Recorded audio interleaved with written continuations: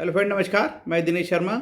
आज आपको बताऊंगा कि राहु महादशा और राहु राहु का जो जो ग्रह है, राहु की महादशा में शुक्र की दशा चले या शुक्र में राहु चले तो कैसे फल आते हैं, और यदि शुक्र नीच का हो तो कैसे फल आते हैं। देखिए, यदि कोई ग्रह नीच का है और जिस स्थान पे बैठा है और जिसके साथ बैठा है उस प्रकार के फलित ज़्यादा आते हैं। ठीक है, तो राहु शुक्र में या शुक्र राहु में ऐसी 4 कुंडलियों का आज मैं विश्लेषण करके आपको बताऊंगा, और आपको काफ़ी सीखने को मिलेगा और काफ़ी मज़ा आएगा कि राहु शुक्र की दशा में किस प्रकार से कुंडली विश्लेषण करते हैं। खासकर उन छात्रों के लिए जो ज्योतिष को जानना चाहते हैं, ज्योतिष को समझना चाहते हैं, और उन व्यक्तियों के लिए, उन दर्शकों के लिए जो ज्योतिष से प्यार करते हैं। मतलब ऐसे नहीं कि मतलब सिर्फ ज्योतिष को अपना जीवन का भरण पोषण का साधन बना लिए और अपना टेवा दिखा के ही काम कर रहे हैं, टेवा देख के ही काम कर रहे हैं। जिनको अनुसंधान में रुचि हो, जिनको इंटरेस्ट है ज्योतिष के बारे में, क्योंकि ज्योतिष की किताबें पढ़ने से तो कोई ज्योतिषी बन नहीं सकता। सवाल ये है कि फलित वो कैसा करेगा, फलित करने के तरीके बनने चाहिए। ठीक है, और किताब पढ़ लेने से फलित नहीं होगी, फलित होगी एक्सपीरियंस से, अनुभव से, अनुसंधान से, रिसर्च से, मेहनत करने से। ऐसे दिन रात आंखें गड़ा गड़ा के देखनी पड़ती है, तब कुछ पल्ले पड़ता है कि यार ऐसे ग्रह अपने काम करते हैं। और अच्छे भाव हो, लूट का भाव ना हो, जनता की मदद का भाव हो, एस्ट्रोलॉजी का भाव हो, ज्योतिष विद्या से प्रेम का भाव हो, तब आपको कुछ ना कुछ फलित करते बनेगा और आप सटीक भविष्यवाणी करोगे। ग्रंथों में केवल इशारा कर दिया है, उस इशारा का विस्तार ऋषि पाराशर ने ऊहापोह शब्द का यूज़ किया है। भैया, काल परिस्थिति के अनुसार पे एक राजा के घर में यदि उच्च का गुरु लेके कोई बच्चा पैदा होता है और एक काम वाली बाई के घर में या गरीब झोपड़पट्टी में उच्च का गुरु लेके कोई बच्चा पैदा होता है, तो दोनों में हमको समझ का अंतर है, दोनों की काल परिस्थिति में अंतर है। तो ये ऊहापोह है भाई, वो अपने वर्ग में बहुत अच्छा करेगा और ये राजा के वर्ग में बहुत अच्छा करेगा। ये नहीं कि काम वाली बाई का लड़का भी राजा ही बन जाएगा, ये तो अपवादी मामले में होता है। तो चलते हैं, थोड़ा विश्लेषण को आगे बढ़ाते हैं। हरे कृष्णा। तो आगे चलते हैं राहु गाथा। तो राहु गाथा में मैं आज आपको जैसे बताया कि मेरे को 4 कुंडलियों का विश्लेषण करना है। तो ये हमारे गुरु साहब हैं, गुरु किरण राव साहब है, इन्हीं के ग्रंथों से पढ़ के मैं सीखा हूँ, है ना। और राव साहब ने जो है सच्ची एस्ट्रोलॉजी बताई है कि कैसे एस्ट्रोलॉजी करना और कैसे जनता से लूटपाट नहीं करना और जनता के को सहयोग करना, इसके लिए एस्ट्रोलॉजी बताई गई है। और एस्ट्रोलॉजी जो है कर्म और पुनर्जन्म के सिद्धांत पर आधारित है। तो यदि आपका गुरु सच्चा है तो आपको गुरु सच्चा, आप सच्चे बन जाओगे। ठीक है, इसमें कुछ नहीं है। और ज्योतिष को आगे बढ़ाया और ज्योतिष का जो है शंखनाद जो है भारत में फैलाया, ज्योतिष का शंखनाद किया। और कई लोग रिसर्च कर रहे हैं और कई लोगों के दिमाग में जो कचरा भरा हुआ था काल सर्वयोग का, तो उन लोगों का कचरा भी दूर किया है साहब ने। और हमारे जैसे लोग जो है सिर्फ राव साहब की, किरण राव साहब की, आदरणीय किरण राव साहब की ग्रंथ पढ़ के भी बहुत कुछ सीख गए और उन्होंने ग्रंथों में भी बहुत कुछ बता दिया। तो चलते हैं, अपन आगे बढ़ते हैं राहु गाथा पे कि राहु में क्या क्या अपन को जानना है। इसके पहले कि मैं आगे बढ़ूँ, ये मेरा मोबाइल नंबर है 7697871256 है। इस पर आप कभी भी कॉल करके जो है अपनी कुंडली विश्लेषण के विषय में संपर्क कर सकते हैं। ठीक है, आपको बिना डराए, बिना पैसे का लूटपाट किए, बहुत नॉमिनल चार्जेस में आपकी कुंडली विश्लेषण किया जाएगा और अच्छी सात्विक सलाह आपको दी जाएगी, सात्विक प्रार्थनाएं बताई जाएगी। तो अब पहला जो हम केस लेते हैं, केस स्टडी है ये। जातक मास्टर ट्रेनर था, टेली कम्युनिकेशन संचार की बड़ी कंपनी में काम करता था। भैया, इसकी जब दशा लगी राहु शुक्र की, तो ये जातक अचानक जो है राहु शुक्र की दशा में तो कुछ ऐसे काम कर बैठा जिससे इसकी नौकरी भी इसको छोड़नी पड़ी, गंवानी पड़ी। और दशा थी राहु में शुक्र की। जातक बड़ी कंपनी में कार्य करता था, राहु शुक्र की दशा में प्रेमिका के चक्कर में नौकरी छोड़ गया और प्रेमिका के चक्कर में ज्योतिषियों पर लगभग 90,000 से अधिक खर्च कर दिया। जातक की कुंडली का सरल विश्लेषण करेंगे। देखो, लोग आजकल बहुत सारे जैसे ऐप बने हैं, ज्योतिष के ऐप बने हुए हैं, तो उसमें अधिकतर मामले में यही आते हैं सब कि मेरी प्रेमिका कब आएगी।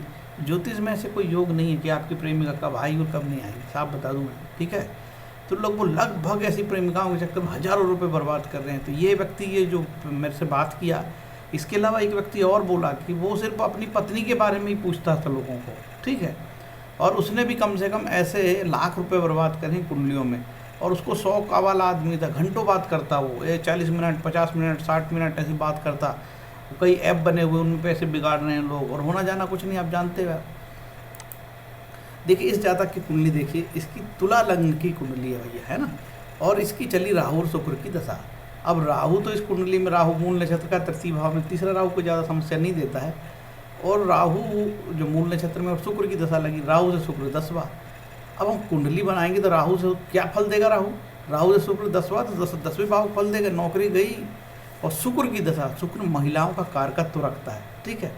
अब इसकी नौकरी क्यों गई, यदि लग्न कुंडली से देखा दी 10वें चंद्रमा है, 10वें चंद्रमा के साथ शुक्र बैठा है, तो जो ग्रह नीच के हों उनके साथ यदि कोई ग्रह हो जाता है वो भी उस प्रकार के बुरे फल दिखाने लगता है। जैसे शुक्र ने अपने फल तो दिया ही दिया, अपने साथ ही चंद्रमा को भी घसीट दिया, 10वें भाव का चंद्रमा, इसकी नौकरी ले गई और अच्छी खासा इसका पैकेज था, अच्छा खासा ये पैसे कमा रहा था। और इसका D9 चार्ट में हम देखेंगे तो D9 चार्ट में इसका जो शुक्र है वो शनि की राशि में गया है, वहाँ अच्छे स्थान पे आ गए हैं। और यदि चंद्र कुंडली से हम देखते हैं तो चंद्र कुंडली से तो इसमें कुछ ज़्यादा देखने को नहीं मिलता है। चंद्र कुंडली से ये है कि नौमेश हो जाते हैं ये शुक्र महाराज, है ना। तो ये हमने ये चीज़ जाना कि कैसे चंद्र और शुक्र में इसकी शुक्र नीच का है, तो नीच के ग्रह तो नीच के फल दिए। हालांकि शुक्र D9 में यहाँ चला गया, अच्छी स्थिति में आ गए हैं, लेकिन फिर भी कोई रिजल्ट अच्छे नहीं आए, ठीक है। तो ये हमने जाना कि राहु की महादशा में शुक्र, जब राहु शुक्र, मैंने तो कई बार बोला राहु शुक्र की दशा में बहुत अच्छे रिजल्ट नहीं आते, लेकिन यहाँ तो शुक्र नीच का ही हो गया भैया, तो खराब फल देगा ही देगा। और शुक्र वैसे भी अष्टमेश है, अब कायदे से तो नीच भंग राजयोग बनना चाहिए, सॉरी विपरीत राजयोग बनना चाहिए इस कुंडली में, ठीक है। अरे भैया तुम्हारा शुक्र नीच का होगा तो विपरीत राजयोग बनेगा, नहीं, कोई विपरीत राजयोग नहीं बना। इसलिए विपरीत राजयोग पे कभी खुश नहीं होना, और विपरीत राजयोग के बहुत बढ़ चढ़ कर फलित बताने की जरूरत नहीं है। विपरीत राजयोग एडवर्स कंडीशन में कोई लाभ मिलता है, और वो भी लाभ आप कमा नहीं पाते, उस लाभ से बचता नहीं है धन। तो इस प्रकार से शुक्र को और देख लेते हैं। शुक्र उत्तरा फाल्गुनी सूर्य के नक्षत्र में है ना, और सूर्य महाराज लाभ भाव में बैठे गुरु के साथ, गुरु षष्ठेश है, तो ये विवाद में पड़ गया आदमी और कुछ मिलाने जुला नहीं है इसको, ठीक है। तो ये हमने पहली कुंडली से जाना कि कैसे ये जातक राहु शुक्र में, शुक्र महिला का कारकत्व रखता है। यदि किसी का शुक्र नीच का है तो उसको भी काम वासना के चक्कर को थोड़ा कंट्रोल करना चाहिए, ठीक है। यदि शुक्र नीच का है तो उसको अत्यधिक कामुक बनाता है, सेक्स की तरफ भागता है, वो व्यक्ति दीवाना हो जाता है, लड़कियों को प्राप्त करने के लिए क्या नहीं करता, उल्टे सीधे काम करता है, कई बार तो सेक्सुअल वायलेंस करता है। सेक्सुअल वायलेंस का मतलब क्या हुआ, सेक्स को लेके हिंसा करता है। आपने दिसंबर 12 में दिल्ली में आपने जो बलात्कार की घटना आपने सुनी और देखी होगी, ठीक है। ऐसे ही तो व्यक्ति बलात्कार करते हैं, देखिए ना, शुक्र के साथ चंद्रमा, नीच के शुक्र के साथ, वो तो अच्छा हो भला हो, या मंगल की दृष्टि नहीं पड़ी है और कोई पाप ग्रह की दृष्टि नहीं पड़ी है, तो ये कंट्रोल्ड में है शुक्र। यदि इसी पे यहाँ से मंगल की दृष्टि पड़ जाए और यहाँ से शनि की दृष्टि पड़ जाए, या यहाँ से शनि की दृष्टि पड़ जाए, तो ये जातक फिर हिंसक भी हो सकता है, और ऐसे व्यक्ति भयंकर सेक्सुअल वायलेंस करते हैं और बलात्कार जैसी घटना को कारित करते हैं। ऐसे प्रकार के योग होते हैं। एक और जातक की कुंडली में शुक्र नीच का राहु शुक्र में देखा, तो वो बिल्कुल ड्रग एडिक्ट हो गया, और महिला, वो बोलता है कि साहब मुझे तो महिला ही चाहिए, महिला ही चाहिए, ठीक है। तो वो कुंडली में आज लगाना भूल गया, ऐसे वीडियो बनाते बनाते मुझे याद आ गया, कायदे से मुझे वो कुंडली यहाँ लगानी थी आज। जातक LLM MBA है, लंदन में इसने LLM किया है, फिर MBA किया है, बड़ी कंपनी में काम करता था ये जातक, दूसरा उदाहरण ले रहे हैं। और राहु शुक्र में अहम ईगो के इश्यू पर जाप गया, ठीक है। क्या था, जातक बड़े पैकेज में काम करता था, LNT में काम करता था, 35 लाख रुपए का पैकेज था इसका, था शुक्र नीच का है 10वें भाव में।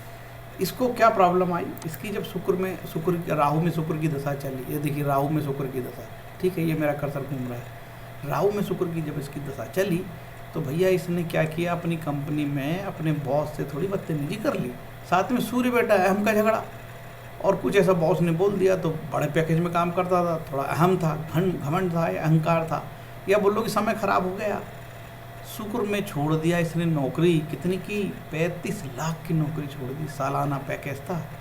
इसके बाद इसकी जो गत हुई साहब, ये राहु में शुक्र देखो षडाष्टक बना रहा है, राहु से शुक्र छठा, 1 2 3 4 5 6, ठीक है, तो यहाँ से गिनेंगे तो 8वां आएगा। ये षडाष्टक योग बहुत खराब फल देते हैं, मैं पहले बता चुका हूँ आपको। और तो और ये शुक्र D9 में देखते कहाँ गया, D9 में भी छठे भाव में चढ़ा गया, विवाद की ओर दर्शाता है, ठीक है। यहाँ पे भी चला गया, D9 में भी बाद में चला गया। और यदि हम चंद्र कुंडली देखते हैं तो ये शुक्र दशमेश हो जाता है, तो चंद्र कुंडली से फलित कर सकते थे कि ये शुक्र दशमेश है, नुकसान पहुँचाएगा, तो कार्यक्षेत्र को नुकसान पहुँचाएगा। ये यहाँ जाके धन भाव में नीच का हो गया, सारा धन गया। हालात ये हो गई इस जातक की कि 2020 के आसपास का जॉब छूटा राहु शुक्र में, और राहु शुक्र की दशा लंबी चलती है, आप जानते ही हो, ठीक है। तो अभी भी ये लड़ाई लड़ रहा है, और अपना जब ये ना एप्लीकेशन देता था, रिज्यूम भेजता था कंपनियों में, इसको 1 लाख तक का कोई ऑफर करने को तैयार नहीं था।